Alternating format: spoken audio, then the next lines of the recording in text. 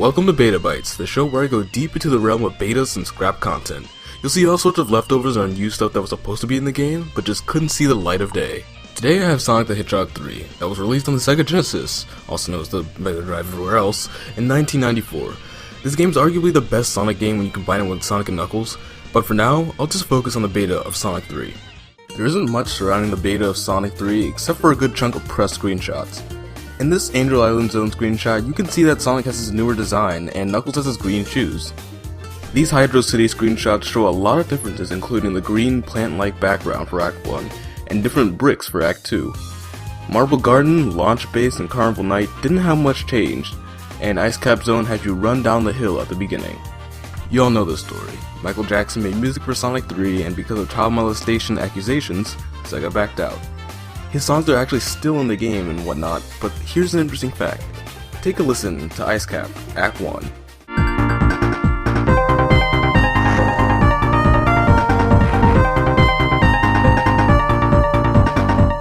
Now Brad Buxer, Michael Jackson's musical director at one point, was formerly in a band that made this song.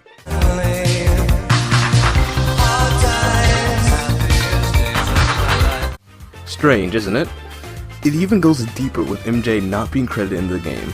In this quote from Brad, if he's not credited for composing the music, it was because he was not happy with the sound coming out of the console. At the time, game consoles did not allow for optimal sound reproduction, and Michael found it frustrating. He didn't want to be associated with a product that devalued his music. So yeah, Michael Jackson did make the music, confirmed. But that's enough for the beta. There is a lot of good content within the Sonic 3 ROM which you can access on both the Genesis copy and on the emulator. Let's start off with an opening cutscene for Angel Island Zone, where Sonic would surf his way onto the island. This was left within the game's code and can be re-added into the game using debug mode. The original cutscene features Sonic and Tails using the tornado to get onto the island.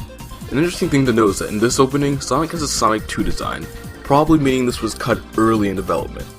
Deep in the game's code, there are even more unused sprites.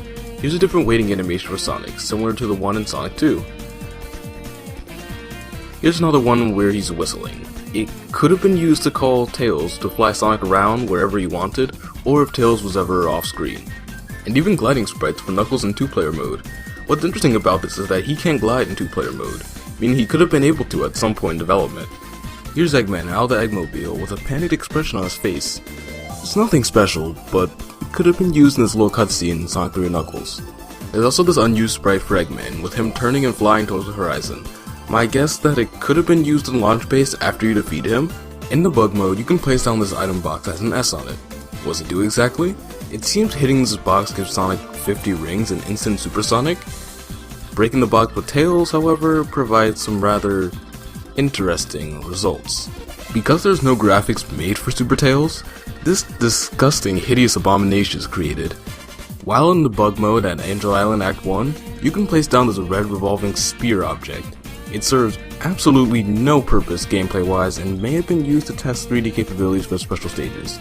You can control its rotation by using Player 2's controller, otherwise it just spins by itself. If you are an eagle-eyed viewer, you may have noticed earlier that Flying Battery from Sonic and Knuckles is in the level select. Normally you can't even access it, but through the use of action replay codes you can. The level will be heavily corrupted though. There's not much indication to where the floor is either, so moving isn't really an option.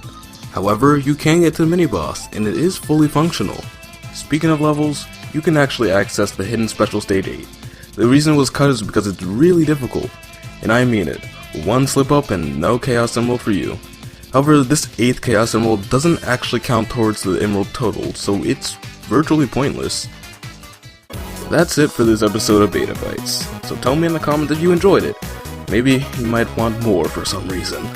Remember to do those things that people do on YouTube, and I will see you next time, hopefully. Yeah. Bye.